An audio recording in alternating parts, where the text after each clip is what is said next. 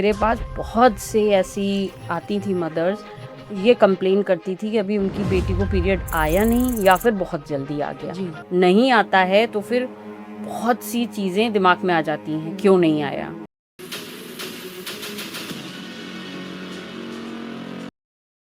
थोड़ी मोड़ी एक वो आती है ना, जैसे कि बिना शादी के कोई हाँ। बच्ची प्रेग्नेंट हो गई। बच्चा तो बिल्कुल नया नया पैदा हुआ है, वो तो उसको कोई टच भी कर लेगा उसको इन्फेक्शन हो जाएगा। फीमेल की मेंटल हेल्थ के लिए मुझे लगता है मेल्स की मेंटल हेल्थ बहुत इंपॉर्टेंट है। कभी कभी मेल्स की मेंटल हेल्थ खराब है तो उसका एक सेटबैक फीमेल की मेंटल हेल्थ पे होता है और फिर ये बोला जाता है कि इसका मेंटल हेल्थ वीक है, बट ये नहीं पता है कि ट्रिगर कहाँ से आया है। एक और बात इस पे आएगी डॉक्टर शिल्पी कि अर्बन और रूरल वुमेन का कंपैरिजन आजकल बड़ा सोशल मीडिया का नया ट्रेंड चला है। बट जब हम वुमेन हेल्थ केयर पे आते हैं, अवेयरनेस पे आते हैं, तब आपको क्या लगता है, क्या इन दोनों की अवेयरनेस में डिफरेंस है? इंटरनली हमें इश्यूज हो रहे हैं, हमें सिम्टम समझ में नहीं आ रहे, हमें लग रहा है कि उलझन है। उलझन किस चीज की है, तो वो हम कैसे पहचाने कि हम वाकई डेली के टेंशन्स में नहीं है बट हमें कुछ प्रॉब्लम अंदर क्रिएट हो रही है, वो हम कैसे पहचाने? ये आपने कभी ध्यान दिया होगा 60 या 50 की एज पे जो भी गिरता है उसको फ्रैक्चर ही होता है। हाँ, इससे पहले जब हम गिरते हैं तो हमको स्प्रेन होता है या कुछ नहीं होता है, लेकिन मसल उसके बाद रप्चर हुआ हमें या कुछ फ्रैक्चर ही होना है। राइट। या फिर इससे पहले अगर हम मोटे हैं तो कुछ नहीं होगा, लेकिन अगर हम इस एज पे मोटे हैं तो फिर हमको हार्ट ब्लड प्रेशर हो जाता है, डायबिटीज हो जाता है।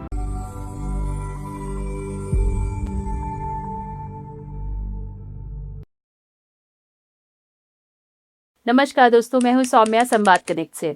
आज के पॉडकास्ट में हमारे बहुत जाने माने चेहरे आई हैं जो कि आपसे पहले भी रूबरू हो चुकी हैं। डॉक्टर शिल्पी कनौजिया, उनका सीजन 2 है और जब हमने उनसे सीजन 1 में इंटरव्यू किया था तो उनका इंटरेक्शन में इतने इंसाइटफुल डिटेल्स थी कि हमने रियलाइज किया कि उनके एक्सपीरियंसेस को और शेयर करना जरूरी है। तो पहले तो वेलकम मैम, बहुत बहुत स्वागत। सौम्या।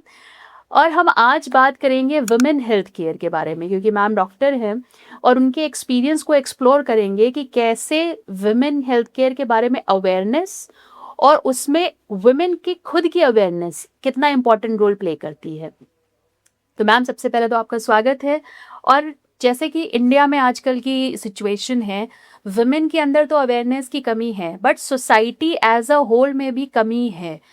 मोर्टेलिटी रेट आपका जो मैटरनिटी के दौरान होता है, एनीमिया जैसी छोटी चीज़ें हैं या बहुत सारी ऐसी बीमारियां हैं जिनके लिए वुमेन खुद भी अवेयर नहीं है और ना कोई ऐसा मीडियम है जो उन्हें अवेयर कर पाए।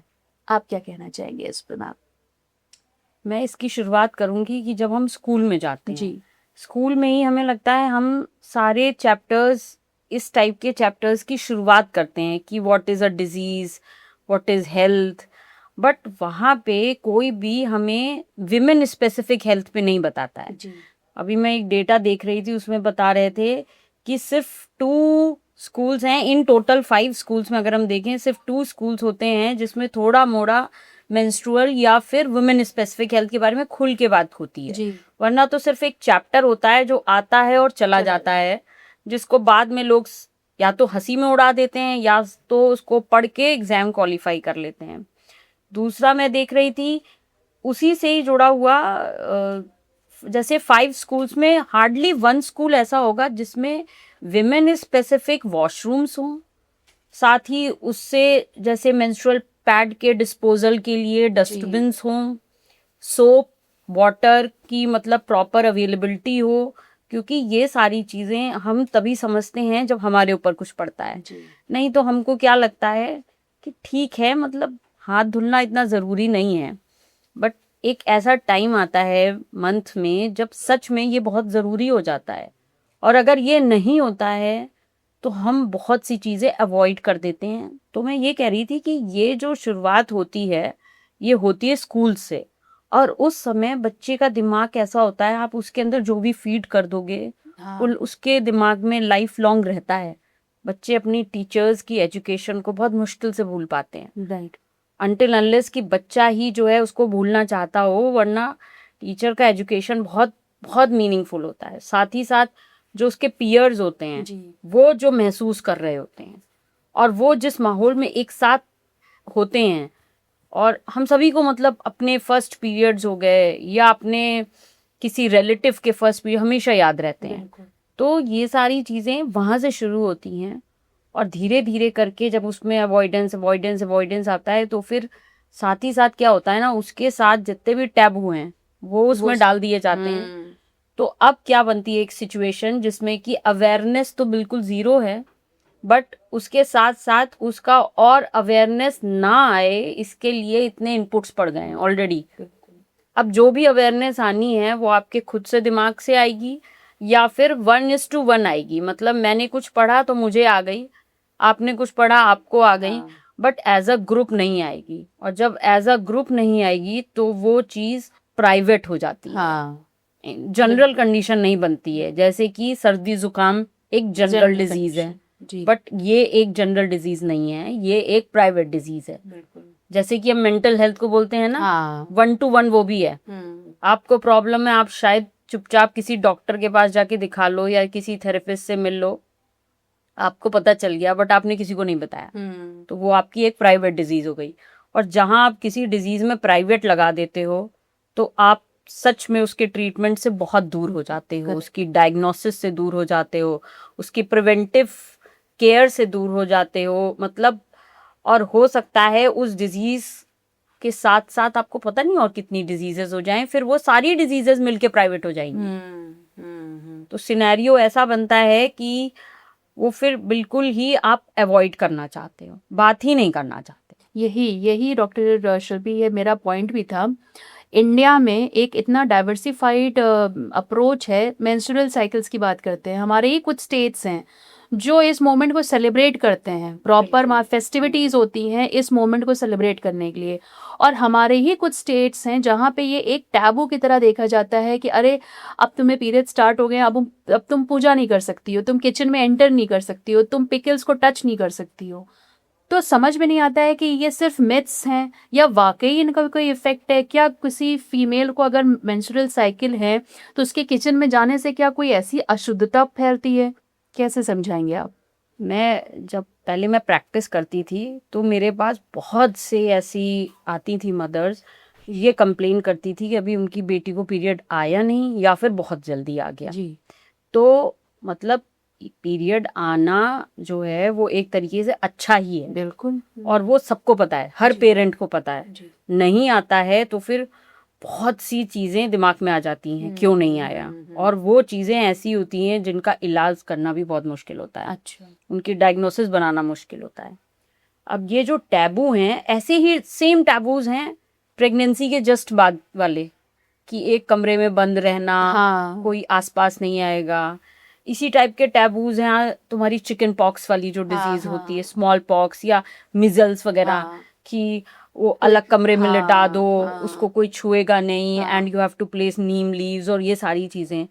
ये क्या हुआ है, कभी भी देखो जो पुरानी चीजें चली आ रही हैं अगर अभी तक आई हैं तो इसका मतलब है वो कहीं ना कहीं ठीक थी, बट उनका इंटरप्रिटेशन आते आते आते आते खत्म हो गया, या गड़बड़ हो गया। तो जैसे हम वो डम शार्ट्स खेलते हैं या कुछ ऐसा खेलते हैं ना जिसका इंटरप्रिटेशन ही गड़बड़ हो जाता है। तो अगर ये बनाया गया था आप किचन में नहीं जाएं, आप ये टच नहीं करें, पूजा नहीं करें, पूजा तो चलो एक मानती हूं मैं, पर जैसे किचन में नहीं जाएं, अगर आप इसको इंटरप्रेट करें तो ये ऐसा था बिकॉज उन दिनों में आपको बहुत से कहीं पेन होता है, कहीं चिड़चिड़ापन होता है, कहीं वैसे ही बहुत you are not comfortable to do वो सारे वर्क्स जो आप नॉर्मली कर लेते हो। तो शायद इसलिए ये बनाया गया था कि इनको आने ही नहीं दो। जब आने नहीं दोगे, कुछ करने नहीं दोगे, कुछ छूने नहीं दोगे, कुछ निकालने नहीं दोगे, कुछ डालने नहीं दोगे, तो वो आराम ही करेगी, थोड़ा आराम मिल जाएगा। मतलब वो फिर कुछ नहीं कर पाएगी, वो क्या करेगी, एक कमरे में बंद रहेगी, आराम करेगी। और ये बहुत अच्छी चीज थी प्रेगनेंसी के बाद भी। अभी भी देखो, अभी भी इसीलिए देखा गया है कि जो इन्फेक्शन रेट पोस्ट प्रेगनेंसी है, अगर आप ये सारी चीजें, सारे टैबूज मान लो, 0 होता है। क्योंकि आपको सेग्रीगेट कर दिया गया एक रूम में आपके बच्चे के साथ, ना आपको कोई टच करेगा ना आपके बच्चे को टच करेगा। और यही आजकल हम सिखाते हैं कि भाई वो पीरियड ऐसा है कि मदर भी बहुत हाईली, उसका इम्यून सिस्टम बहुत वीक हो जाता है, बच्चा तो बिल्कुल नया नया पैदा हुआ है, वो तो उसको कोई टच भी कर लेगा उसको इन्फेक्शन हो जाएगा। तो इसीलिए फिर अब आजकल तो वो हो गया ना, फ्लावर्स फ्रूट्स ले लेके हॉस्पिटल्स में जा रहे हैं बट और मदर उस स्टेज पे तो इतनी अनकंफर्टेबल होती है, उसको बहुत सी नई चीजें करनी होती हैं, तो उस समय पे सब लोगों का दूर रहना इज वेरी गुड। और ये सारे टैबूज नहीं थे, ये एक्चुअली थे अच्छी चीजें थी, अच्छी प्रैक्टिसेस को। चिकन पॉक्स में अगर आपने बच्चे को अलग कर दिया, बच्चा यार कुछ भी सोचे, बट आपने उसका जो एक प्रोपगेशन ऑफ डिजीज था उसको रोक दिया वहीं पे। अभी क्या है, अभी छुपा लेते हैं, अच्छा ठीक है थोड़ा थोड़ा खुजली है, अरे ठीक है, ज्यादा किसी को बताएंगे तो वो बच्चे को घर नहीं आने देंगे, वो बड़ी अच्छी चीज थी। बट यही हुआ है, उसके इंटरप्रिटेशन में कहीं ना कहीं प्रॉब्लम हो गई है। और ये मतलब अगर अभी तक कोई चीज देखो आ रही है तो वो गड़बड़ नहीं थी, और अभी भी अगर इसको ठीक से सोचो तो ये ठीक ही था, और हमें करना भी चाहिए, हमें काम वाम नहीं कराना चाहिए उस समय पे। लेकिन थोड़ा पूजा के लिए मैं तो ये थोड़ा सा गड़बड़ है, पता नहीं इसका क्या ओरिजिनल रहा होगा, बट आप कर सकते हो वो तो। आप अभी तो लोग मतलब काफी लोग इस चीज को वो कर रहे हैं। मुझे लगता है वही थोड़ा सा आपकी मोबिलिटी, आपकी प्रोडक्टिविटी कम हो जाती होगी शायद, इसलिए बोलते होंगे। तो मिथ्स को मिथ्स ना मान के अगर हम उनका पॉजिटिव इम्पैक्ट देखें उन चीज़ों पे, तो वो मिथ्स रह नहीं जाते हैं, वो फिर ऐसी चीज़ें जो हमारी लिए बनाई गई हैं। एक और बात इस पे आएगी डॉक्टर शिल्पी कि अर्बन और रूरल वुमेन का कंपैरिजन आजकल बड़ा सोशल मीडिया का नया ट्रेंड चला है। बट जब हम वुमेन हेल्थ केयर पे आते हैं, अवेयरनेस पे आते हैं, तब आपको क्या लगता है, क्या इन दोनों की अवेयरनेस में डिफरेंस है, या इनके जो अटेंटिवनेस है टूवर्ड्स सिम्टम्स या टूवर्ड्स देयर हाइजीन, क्या उनमें कोई डिफरेंस पाते हो आप? मैं अपने प्रैक्टिस टाइम की बात बताती हूँ। रूरल लेडीज बहुत छोटी छोटी सिम्टम्स के लिए आ जाती हैं, अगर एक्सेसिबल हेल्थ केयर है, आसपास कोई पीएचसी सीएचसी है तो वो आराम से आती हैं। वो उसको एज अ पिकनिक समझ लो कि चलो 4 औरतें मिल गई, चलो दिखा आते हैं जाके, बट उसके आगे नहीं बढ़ पाती हैं। वो आई और वहां पे उतना अगर कोई उतना फैसिलिटी है उसमें तो कर दिया, नहीं है तो नहीं किया। अर्बन लेडीज का क्या है कि वो बहुत बिजी हैं, वो निकल नहीं पाती हैं। करेक्ट। तो उनका जो फर्स्ट इंस्टेंस है वो देर से रहता है, बट एक बार अगर वो निकली तो उसका आगे का पूरा प्रोसीजर हो जाता है। यहीं पर डिफरेंस आता है। रूरल लेडीज कभी भी कोई भी ऐसे एग्जाम्पल है, हम ब्रेस्ट कैंसर, ठीक है, तो ज्यादातर अभी देखा गया है कि 30 to 40% ब्रेस्ट कैंसर्स तब डायग्नोज होते हैं जब वो 3rd और 4th स्टेज में आ जाते हैं। बट उस पेशेंट से अगर आप पूछो तो वो बताएगी जरूर कि मैं गई थी बट किसी ने मुझे इस टाइप से बताया नहीं, या फिर मेरी कोई इन्वेस्टिगेशन हुई नहीं। तो यहाँ पे रूरल का फर्क आता है। वहां पे लोग जाते हैं, ऐसा नहीं है, उनको भी दर्द होता है, उनको भी महसूस होता है कि कुछ तो बॉडी में प्रॉब्लम है, वो जाते हैं। हम तो करते थे ना ओपीडी, मैक्सिमम लेडीज तो रूरल से आती थी। और वो बहुत छोटी छोटी चीजों के लिए आती थी। और अर्बन लेडीज तो जब आती हैं तो या तो टाइम की बाउंडेशन हो गई, या फिर वो कुछ चीजें खुद से भी ठीक कर लेती हैं, इधर उधर से बात करके, बट आगे उनका अच्छा रहता है प्रोस्पेक्ट। यहाँ पे रूरल तो वो एक बार इन्वेस्टिगेशन हो गया, उसके बाद एग्जीक्यूशन में अर्बन लेडीज फिर भी आगे हैं। बिल्कुल, वो बहुत आगे हो जाता है। उसमें अर्बन की लेडीज की बात नहीं है, उसमें अर्बन हेल्थ केयर उनकी अप्रोच की भी बात है, और रूरल हेल्थ केयर थोड़ा सा पीछे है। इस पे एक और मैम बात करूंगी, मैं मेंस्ट्रुअल की बात कर रहे थे हम। तो मेंस्ट्रुएशन एक बहुत ही क्या कहते हैं फीमेल पार्ट है कि वो अगर आपकी लाइफ में है, पेन है, but that is very important. नहीं है तो that is even more painful. उसके बाद लोगों में और अलग अलग तरीके की प्रॉब्लम्स आती हैं, मेंटल हेल्थ भी उससे इफेक्ट होती है। तो क्या हमारे मेंस्ट्रुअल साइकिल जितना हमारी रिप्रोडक्टिव हेल्थ को इम्पैक्ट करता है, हमारी मेंटल हेल्थ को भी इम्पैक्ट करता है? देखो, फीमेल में ना हॉर्मोन्स का खेल हमेशा से रहता है, from the onset of menarche after menopause तक। उसमें कई तरीके के हॉर्मोन्स हैं जो कि ऊपर नीचे होते रहते हैं। बीच में प्रेगनेंसीज आएंगी तब दूसरे टाइप के हॉर्मोन्स होंगे, और ये सारे हॉर्मोन्स आपकी मेंटल हेल्थ को अपने आप ही मतलब कहीं ना कहीं अफेक्ट करते हैं। अच्छा। और साथ जब तब तक तो ये ठीक है, ये बहुत ट्रांजिएंट फेज रहता है कि हाँ जिस दिन पीरियड आया यू आर बिट डिप्रेस्ड, मतलब और थोड़ा चिड़चिड़ा, ये सब बहुत ट्रांजिएंट है। बट अगर इसमें कुछ एबनॉर्मलिटी आई, अच्छा जैसे पीरियड्स में कोई एबनॉर्मल जो तो आपने बोला कि नहीं आ रहे हैं या कुछ और हो गया, तो वो ज्यादा अफेक्ट कर देती है मेंटल हेल्थ को।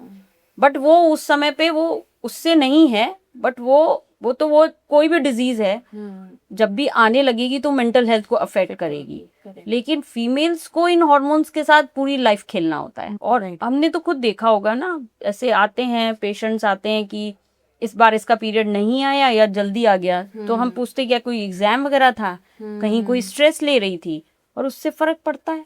अच्छा। लेडीज, इनफर्टाइल लेडीज आती हैं, आप फर्स्ट बेबी हो गया आईवीएफ से या आईयूआई किसी से भी हो गया, सेकंड अपने आप हो जाता है, बिकॉज वो स्ट्रेस कंडीशन खत्म हो जाती है।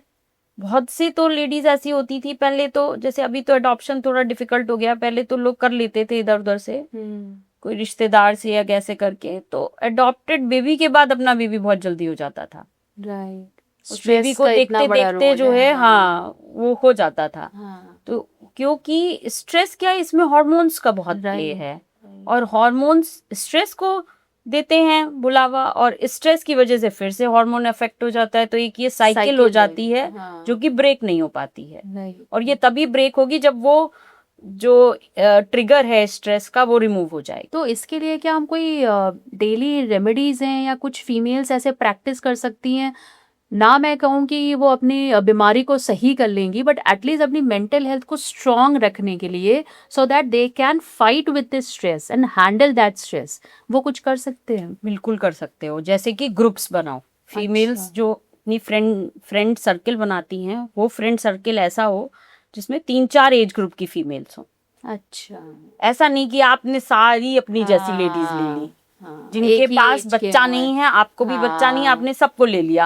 अब वो मिल के जो है एक दूसरे को डिप्रेशन में डाल रहे हैं। करेक्ट। आपको अगर किसी के पास कोई चीज है और आपके पास नहीं है, तो इसमें ये नहीं सोचना चाहिए कि वो बंदा आपको कुछ गलत तरीके से देखेगा या आपको उसके आगे वीक लगेगा। हो सकता है कोई एक ऐसी चीज हो जो आपके पास हो और उसके पास नहीं हो। करेक्ट। तो एक ग्रुप बनता है फीमेल्स का, जैसे 50+ का ले लिया, 40 का ले लिया, कुछ 20-25 वाले आपकी ही मतलब फ्रेंड्स के बच्चे हो गए, के साथ रहो, थोड़ी थोड़ी बातें करो, तो स्ट्रेस के साथ साथ कुछ नई चीजें भी सीखने को मिलेंगी। करेक्ट। केवल इस पे फोकस मत करो कि मुझे स्ट्रेस रिमूव करना है, इस पे फोकस करो कि मुझे कुछ नॉलेज मिलेगा, कुछ आराम से समय व्यतीत करेंगे, कुछ अच्छा लगेगा, और आपके देखते ही देखते आपको बहुत सी चीजें आपको अंदर से अफेक्ट करेंगी जो आपको पता ही नहीं चलेगा। केवल स्ट्रेस मैनेज करने बैठेंगे तो और बढ़ जाएगा। हाँ, तो इसमें एक बहुत इंपॉर्टेंट पॉइंट है,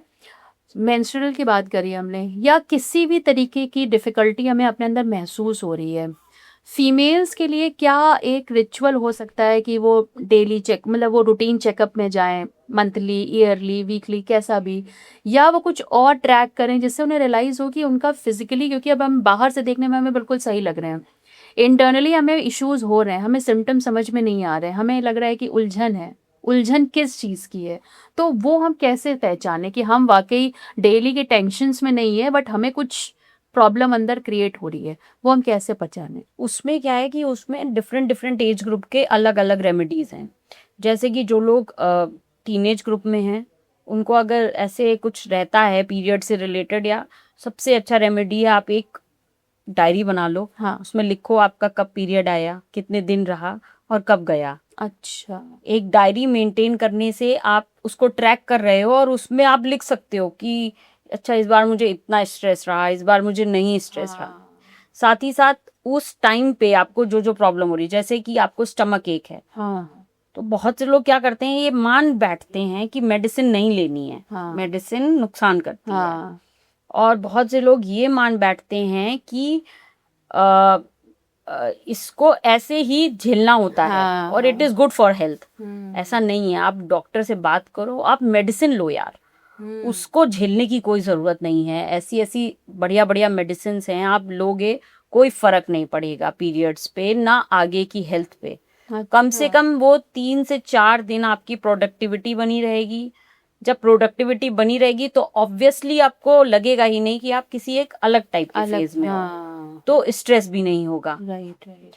फिर आती है जैसे प्रेगनेंसी की स्टेज आ गई, तो उसके लिए तो फिर भी हमारे कल्चर में ऐसे टैबू तो नहीं बोलेंगे, बट वही पुरानी चीजें चली आ रही हैं कि कोई ना कोई घर का रहता है, सपोर्ट करता है, तो वो तो निकल जाती है।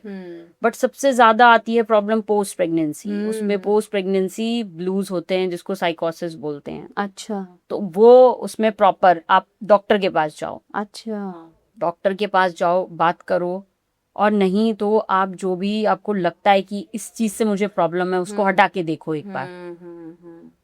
खुद से भी बहुत सी चीजें आप मैनेज कर सकते हो। उसी में ही आप जो पहले प्रेग्नेंट हो चुकी है उस लेडी से बात करो हाँ, कि आपके साथ ऐसा हुआ, और एक्सपीरियंस वो भी शेयरिंग। डिफरेंट एज ग्रुप की। जैसे कि एक आप लोगों की मदर हो गई, हाँ। वो आज से 40 साल पहले की बात हो गई। हाँ। एक आपकी फ्रेंड है जो 2 साल पहले हुआ है, एक फ्रेंड है हाँ। 10 साल पहले, और उसमें रेमेडीज भी बदल रही हैं। हाँ। 10 साल पहले, 12 साल पहले इतना ऑनलाइन कंटेंट नहीं देखते थे। अभी 2 साल वाली लेडी से बात करेंगे तो वो तो बताएगी कि देखो मैंने इससे बात किया और ऐसे हो गया। तो ये चीजें सॉल्व हो जाती हैं। फिर एक आता है आपका मेनोपॉज वाला। हाँ।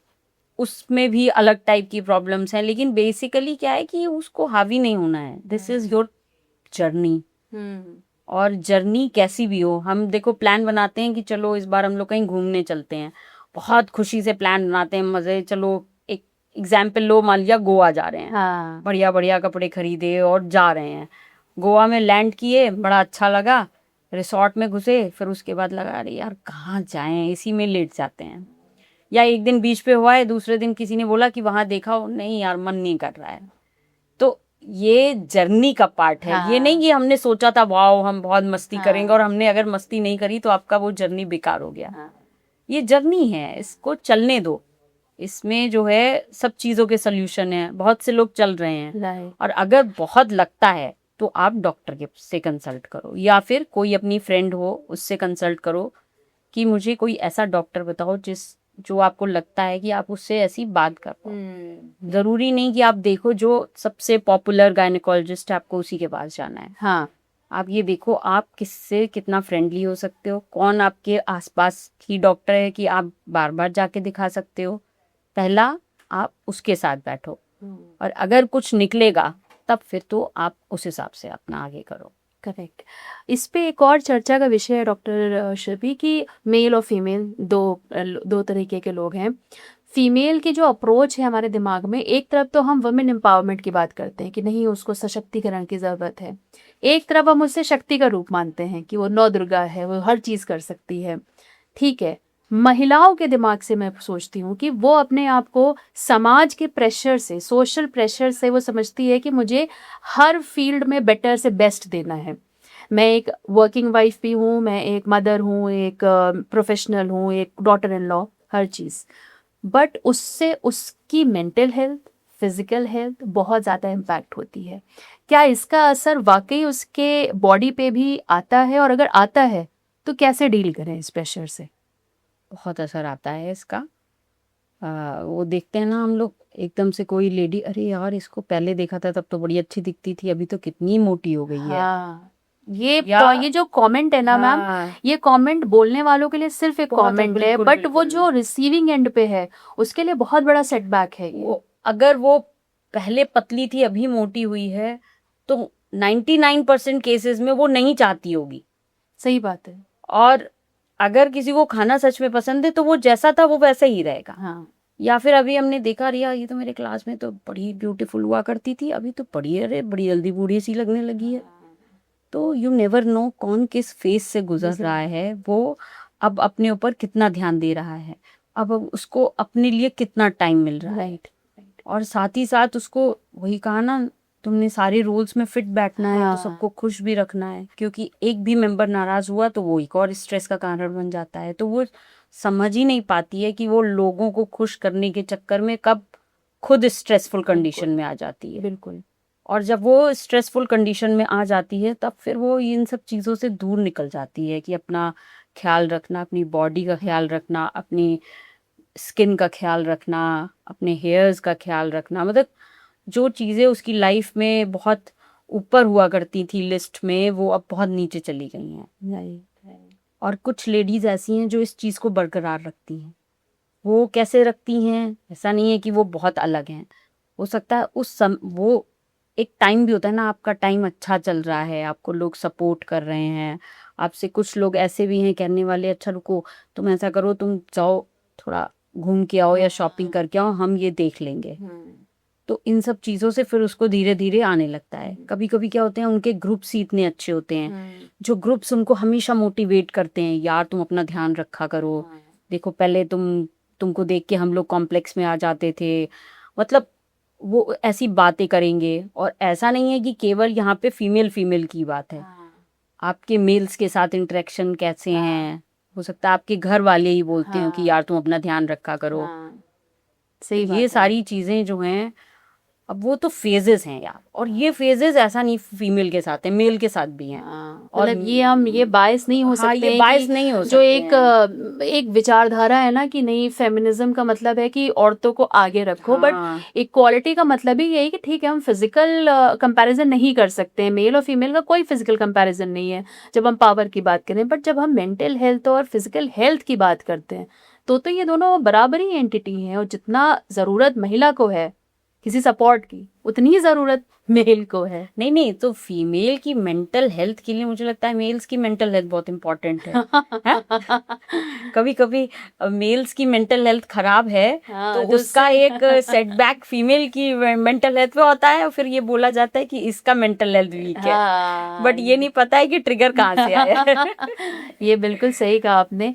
स्ट्रेस ट्रिगर्स की बात करते हैं, फीमेल के लाइफ में जब नया नया आप मेंस्ट्रुअल का आप कहते हो जब ऑनसेट होता है, तो बच्चे बहुत ही अननोन फेज से निकल रहे होते हैं। आजकल बहुत सारी एनजीओज हैं जो इसकी अवेयरनेस के लिए काम कर रही हैं। मैं मानती हूँ बच्चों के अंदर ये एक मजाक का टॉपिक बन जाता है, क्योंकि आप बहुत नए हो इस चीज़ के लिए इंट्रोड्यूस होने के लिए। फीमेल्स को क्या अपने घर में अपनी बेटियों को या अपने नीसेस को, अपने घर की लड़कियों को कैसे इस चीज़ के लिए मेंटली प्रिपेयर करना चाहिए? वो क्या ऐसी बातें करें या क्या ऐसा उनको दिखाएं कि क्योंकि आज भी ये बहुत बड़ा हिच है कि हम इसके बारे में बात नहीं कर सकते। आज भी हम अपने फादर्स और ब्रदर्स के सामने इसके बारे में बात करने में हिचकते हैं। इसको कैसे समझा जाए? इसको तो वही है कि बचपन से ही आपको ये डालना होगा। आपको मतलब इसमें छुपाने जैसा है क्या वैसे? छुपाने जैसा कुछ है ही नहीं। और जो थोड़ी मोड़ी एक वो आती है ना, जैसे कि बिना शादी के कोई हाँ, बच्ची प्रेग्नेंट हो गई, हाँ, हो सकती है, मतलब कॉन्ट्रासेप्टिव का भी एजुकेशन नहीं है ना, कॉन्ट्रासेप्शन Right. का भी एजुकेशन नहीं है। राइट। अगर मेंस्ट्रुएशन का आप एजुकेशन दे रहे हो, तो साथ ही साथ आप अननोविंगली जो है उसको कॉन्ट्रासेप्शन भी सिखा दोगे। बिल्कुल। और कॉन्ट्रासेप्शन का एजुकेशन अगर आपने नहीं दिया, तो वो तो बहुत बड़ा हैजार्ड हो जाता है। और वो केवल उस लड़की के लिए नहीं, उसके पूरे खानदान के लिए हो जाता है। तो इसके बारे में खुल के बताओ उसको क्या है, और आगे भी उसको समझाओ कि ये चलता रहेगा, दिस इज योर जर्नी, और ये आपको मिला है तो ये फुलफिल करता है कंडीशन को कि यू आर फीमेल। और अगर ये नहीं है तो मुश्किल है। 4-5 दिन भी पीरियड डिले हो जाए तो सब घबरा जाते हैं। Right, right, right. मतलब specially in that age group. तो इसके बारे में खुल के बात करनी चाहिए। और अब तो मैं देखती हूँ कि अब लोग करने लगे। हाँ, बल्कि अब बदलाव तो आया मैं है। ये देखती हूँ, कभी कभी किसी टीनेज वालों से मैं बात करती हूँ तो पता लगता है कि जो बॉयज हैं वो ज्यादा इसके लिए एजुकेटेड भी हो गए हैं। यही support their बदलाव आया है। friends। हाँ, मदर्स हाँ, यही है कि सिर्फ बच्चियों की बात नहीं, आप अपने सन्स को भी बिल्कुल। एजुकेट करो, so that they take care of the हाँ, फीमेल एसोसिएट्स वही उनकी जो सराउंडिंग देम। फ्रेंड्स वगैरह हैं वो हाँ, उनसे अच्छे से बात करते हैं, बल्कि हाँ, घर की मम्मी नहीं बात करती है, हाँ, और वो अपने मेल फ्रेंड्स से ज्यादा अच्छे से बात कर लेते हैं। तो ये तो होना ही अच्छी चाहिए। चीज़ है ये। आखिर हम विकसित भारत की तरफ बढ़ रहे हैं, और हम इन्हीं सारी चीज़ों में अभी भी, मुझे तो आश्चर्य इस बात का है कि आज तो फिर भी बदलाव है, बट मेरी रिसर्च के हिसाब से अभी भी अर्बन एरियाज में ये हिच है कि वो नहीं बात करना चाहते हैं। The families who are living and settling in urban areas, even they are having this so called taboo in their mind कि ये बंद दरवाजों की चीज़ें हैं, ये सिर्फ एक माँ बेटी आपस में बात कर सकते हैं, या एक फीमेल टीचर अपनी फीमेल स्टूडेंट से बात कर सकती है। This should not be discussed. Urban families तो वैसे भी बात ही नहीं करती हैं। जो बहुत जो हमारे डेवलप्ड सिटीज हैं उसमें जो फैमिलीज हैं बहुत कम बात करती हैं। तो ये वाली बात तो उनके लिए बहुत अनइम्पॉर्टेंट हो जाती है। वो ये छोड़ देती हैं कि अरे अपने पियर्स ने इसके कुछ ना कुछ तो बताया ही होगा तब इसको। वो इस बारे में ना, मतलब ऐसा नहीं कि गलत बातें बताएंगे, वो डिस्कस बात ही नहीं करते हैं। ये कितना बड़ा लूप होल है अगर पूरे तो सिस्टम में वो देखें। लड़की जो है वो केवल अपने फ्रेंड्स की बातों से ही सब कुछ सीखती है। मेरे फ्रेंड क्या कहते हैं इस बारे में, उससे ही वो सीखती है। राइट। और फ्रेंड क्या कहते हैं वो भी डिफरेंट कल्चर्स, डिफरेंट फैमिलीज से आते हैं। तो फ्रेंड भी दूसरे टाइप की बातें बताते हैं। तो अगर आप नहीं बात करेंगे तो कोई ना कोई तो बताएगा ना। तो इससे अच्छा है कि आप ही बता दो। सही बात है, और सही चीज बताओ। सही चीज बताओ, बिल्कुल सही चीज है। मैम ये जो मेंस्ट्रुअल की बात हम कर रहे हैं, आज हम सस्टेनेबिलिटी की तरफ बढ़ते हैं। मैं पैड्स पे आऊँगी, जो हमारे सैनिटरी पैड्स हैं। पहले वुमेन्स हमारी रूरल अर्बन जो भी हों, वो क्लॉथ का इस्तेमाल करती थी, कपड़ा इस्तेमाल कर रही हैं, वॉश कर रही हैं, डेटॉल कर लिया बहुत है और रीयूज़ करना शुरू कर दिया। क्या वो अप्रोच सही थी, या जो आज हम मैन्युफैक्चर्ड सैनिटरी पैड्स यूज़ कर रहे हैं उनको यूज़ करना और उनको नॉर्मल गार्बेज में डिस्पोज करना, जो कि जाके अल्टीमेटली एक लैंडफिल में काम आए और इन्फेक्शंस को राइज करे? क्या अप्रोच सही है?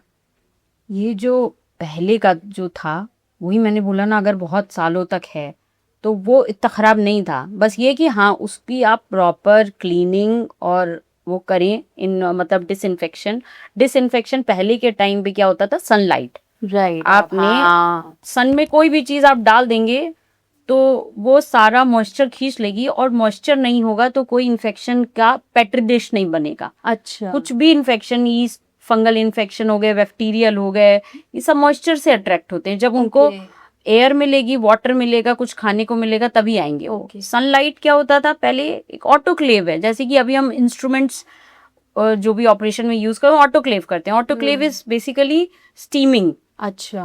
तो वो स्टीमिंग है, तो वो पहले भी होती थी। पहले भी लोग बोलते थे इस चीज को उबाल दो, जैसे कोई भी चीज खराब हो गई उसको, तब वो होते थे मिट्टी के चूल्हे होते थे, तो आग में डाल देते थे उस बर्तन को। और निकालते थे तो कहते थे now it is fresh, now it is purified. तो ऐसा नहीं है कि पहले लोगों को पता नहीं था व्हाट इज डिसइंफेक्शन।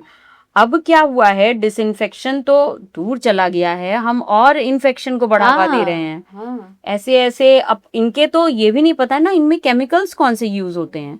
ये आपकी बॉडी में कांटेक्ट रखते हैं 4 to 5 डेज के लिए, और पता नहीं क्या करते होंगे, मतलब इसका कोई रिसर्च भी नहीं है, क्योंकि ये बहुत जल्दी जल्दी डेवलप हो रहे हैं। फिर अब इसके जब डिस्पोजल की बात करते हैं, किसी को पता नहीं है कहाँ डिस्पोज करना है। ऊपर से वो टैबू है, तो उस चक्कर में क्या होता है कि चुपचाप फेंक दो उसको। पेपर में चुपचाप आप कहीं भी फेंक दो। बिल्कुल। और आप देखोगे कि जो भी बाहर के जानवर वानवर हैं उसको खोल के इधर उधर डाल दिया। और रिसर्च तो कहती है कि ये डिस्पोज ही नहीं होते कभी भी, मतलब इनका ये खत्म नहीं होते हैं कभी भी। जैसे नॉर्मल हम देखते हैं जो भी घर का कूड़ा रहता है वो हो जाता है, रिसाइकेलेबल होता है, ये नहीं होते हैं। बताइए, ये खत्म ही नहीं होते हैं। और ये सोचो ऐसे इकट्ठा हो रहे हैं कितनी तादाद में। बिल्कुल। और ये फिर कोई छुए, क्योंकि कोई ना कोई तो ऐसा इंसान है जो उस कूड़े को कहीं से कहीं ले जा रहा है।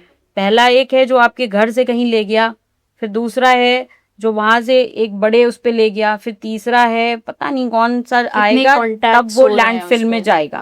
और उसके बाद भी लैंडफिल में भी बच्चे आ जाते हैं खेलने मिलने के लिए, स्लम्स में जो रह रहे हैं, पता नहीं कौन से इन्फेक्शन ये फैलाता होगा।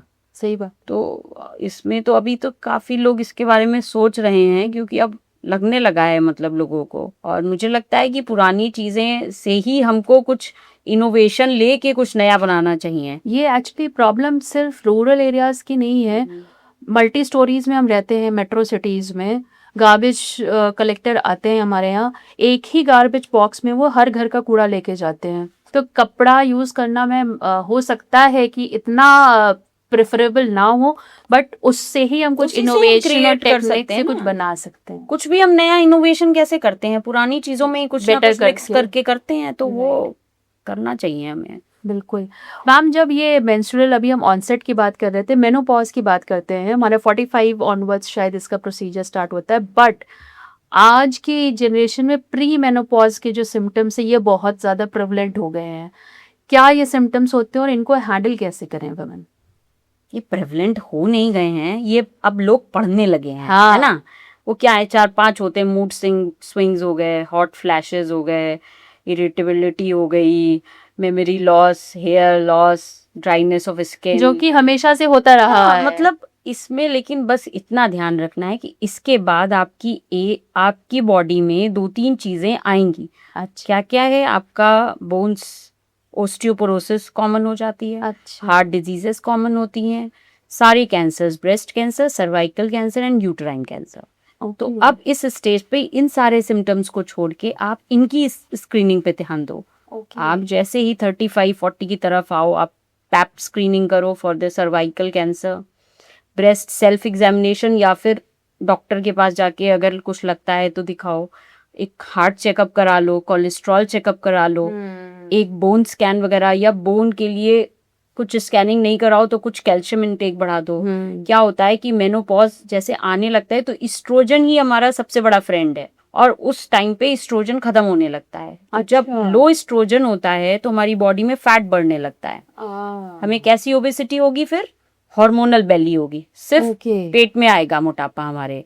तो हमें उस समय पे अपना फैट इंटेक थोड़ा कम करना होगा, थोड़ा अपने कोलेस्ट्रॉल्स पे ध्यान देना होगा, और जब कोलेस्ट्रॉल्स बढ़ेंगे तो हार्ट डिजीजेस भी बढ़ जाएंगी। साथ ही साथ आपका वजन बढ़ेगा तो आपकी बोन्स पे भी स्ट्रेस आएगा, क्योंकि कैल्शियम अब उतना बना नहीं पा रहे हैं वो बोन्स, तो वो भी वीक हो जाएंगे। फिर ये सारे जो 3 ऑर्गन्स हैं जिनके कैंसर्स होने की सबसे ज्यादा टेंडेंसी है वो बढ़ जाएगी। तो मुझे लगता है बस इसको छोड़ के और जो उतने भी सिम्टम्स हैं वो मेल्स को भी होते हैं। ओके। ओके, तो कुछ वो ऐसा कुछ अलग ऐसे नहीं हो है, रहा कुछ है। अलग नहीं है, क्योंकि आप जैसे जैसे एज करोगे तो आपकी सेल्स श्रिंक करने लगेंगी, सेल्स में वो शाइनीनेस खत्म हो जाएगी, तो बहुत से सिम्टम्स अपने आप आएंगे, वो आएंगे। मेल्स को भी आते हैं। अच्छा। बट हम इन चीजों को हम छोड़ के उन चीजों पे ध्यान देने लगते हैं, राइट। कि हम जो है हार्मोन रिप्लेसमेंट थेरेपी ले लें, हम कुछ इस्ट्रोजन्स ले लें, हम क्या और नया कोई सोसाइटी से जुड़ जाएं।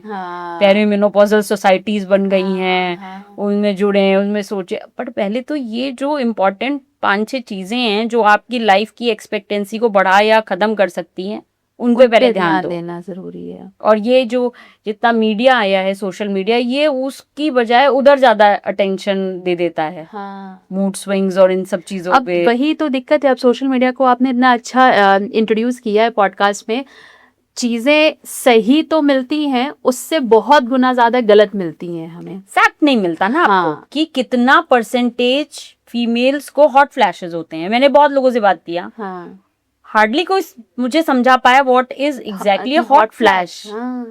ये सिर्फ जैसे आप सोसाइटी में बैठे हो, आपको बात करने के लिए कुछ नहीं मिल रहा है तो आप ये बात कर लो, ये वैसा हो गया है। मतलब इनमें फैक्ट नहीं है। आपको फैक्ट पढ़ना चाहिए कि कितना परसेंटेज ब्रेस्ट कैंसर का इंसिडेंस बढ़ जाएगा, कितना परसेंटेज आपका बोन्स फ्रैक्चर्स बढ़ जाएंगे। आपने कभी ध्यान दिया होगा 60 या 50 की एज पे जो भी गिरता है उसको फ्रैक्चर ही होता है। इससे पहले जब हम गिरते हैं तो हमको स्प्रेन होता है या कुछ नहीं होता है, लेकिन उसके बाद हमें कुछ फ्रैक्चर ही होना है। या फिर इससे पहले अगर हम मोटे हैं तो कुछ नहीं होगा, लेकिन अगर हम इस एज पे मोटे हैं तो फिर हमको हार्ट ब्लड प्रेशर हो जाता है, डायबिटीज हो जाता है। क्यों? क्योंकि आपकी बॉडी उस फैट को यूटिलाइज नहीं कर पा रही है, मसल स्ट्रेंथ वीक हो जा रही है, मसल्स में नहीं स्टोर हो रहा है, वो मतलब कन्वर्ट हो के फैट में ही बचा हुआ है। तो ये जो एग्जैक्ट फिनोमिना है ना, वो तो समझ में आता नहीं है। बस उसके बाद फिनोमिना के बाद जो नीचे कंक्लूजन निकलता है वो पढ़ के हम लोग सोचते हैं कि हम लोग एजुकेट हो गए हैं। कवर को ना देख के पूरी स्टोरी को जानना बहुत जरूरी है। उसकी फिजियोलॉजी क्या है उसमें जाओ कि ऐसा क्यों हो रहा है। तो दोस्तों, जैसे डॉक्टर शिल्पी के साथ सफर का पता नहीं चला, लेकिन अब इतनी अच्छी पर्सनालिटी हमारे पॉडकास्ट में, यार उनसे हम स्पेशल मैसेज ना लें ऐसा तो नहीं हो सकता। विमेन हो, मेन हो, बच्चे हो, यूथ हो, हर किसी को अपना ध्यान रखना बहुत ज़रूरी है। सिम्टम्स को पहचानना और कब एक्शन लेना है ये जानना ज़रूरी है। तो बस मैं मैम से रिक्वेस्ट करूंगी कि हमारे यूथ के लिए आपका कुछ स्पेशल मैसेज। सभी के लिए है ये message, that no one can make you inferior without your consent. मतलब आपको कभी भी किसी भी चीज़ के लिए, चाहे वो मेंटल हेल्थ हो, चाहे आपकी कैसी भी प्रॉब्लम हो, आपको कोई अगर बोलता है कि आप ऐसे हो, तो उसको हाँ उस समय बोल के खत्म कर देना इज अ गुड थिंग, लेकिन आपकी अंदर की कंसेंट क्या कहती है, क्या मैं ऐसा हूं? और अगर वो कहती है कि आप ऐसे हो तो आप चेंज हो, और अगर वो कहती है कि नहीं यू आर गुड, तो you are good. Right right. और अपने आप का एक अच्छा वर्जन क्रिएट करने का जो एक स्कोप है ना, वो अनलिमिटेड है जी टिल द लास्ट ब्रेथ। आप अपने आप के एक बहुत अच्छे वर्जन हो सकते हो, बस इसी को बनाओ तो आप बहुत खुश भी रहोगे, और जाने अनजाने आप लोगों को बहुत इन्फ्लुएंस करते रहोगे, और लोग आपसे बहुत सीखते रहेंगे।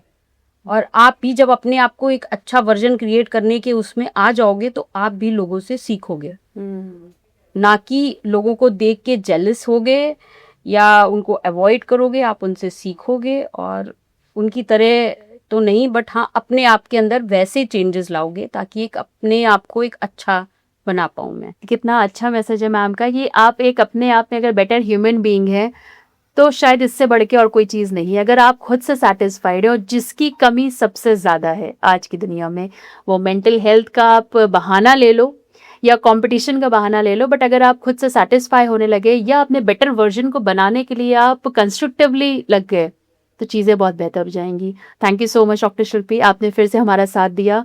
और दोस्तों, इसी तरह से हम संवाद कनेक्ट में फिर से आपसे मिलते रहेंगे। हम अवेयरनेस की बात करते हैं और हम कहीं बंधे नहीं हैं कि हम सिर्फ मेंटल हेल्थ पे या सस्टेनेबिलिटी पे बात करेंगे।